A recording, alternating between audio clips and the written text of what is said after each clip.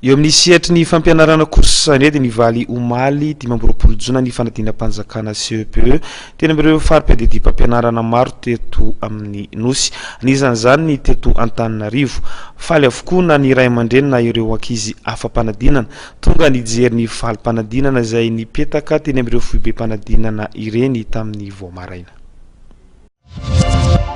Nahatratrarika amin'ny 207 nisan'ireo ankizy afaka fanadina CEPE ho an'ny fari-piadidy mpampianarana eto Antananarivo renivohitra.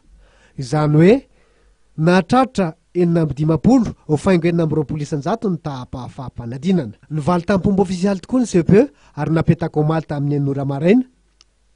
Teny anivon'ireny foibe-panadinana ireny ny lisitry ireo ankizy afaka tamin'ity fanadinam-panjakana taona 17 ity. Maro ireo ray aman-dreny sy ny ankizy tsy nanafina ny hafalindy noho ny fahombiazana tamin'ity fanadinam-panjakana ity. Nafinaritra tena natahatra mihitsy ny ako fa izy natahatra le problème tsy sem mihitsy fa tsy le 3 ihany.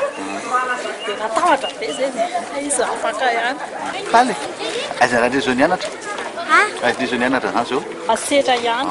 Na afapo. Afaka CPCM. Afaka CPCM zany. Taona zany fianatra. Toizina trano. Aiza nianatra? Atao ny CC. Afaka dia misaotra an'Andriamanitra. Tena faly sady misaotra an'Andriamanitra fa afaka ny ankizy kely dia tena mafimafy ihany fa misaotra an'Andriamanitra izay tena voalohany indrindra. Tena tianako mihitsy atongavana ty trano tamin'ny avy niasa lamakina io. Tena efa vavavavy tena andalana teny hoe afaka soamantsara izy tena faly. Teo koa nefa ireo nalahelo satria tsy afaka tamin'ity fanadinam-panjakana CEPE taona 2014 17 ity. Tsy kivy anefa ny akamanorony'izy ireo satria mbola vonona ny hamerina sy tondra ezaka indray amin'ny taom-pianarana manaraka eo.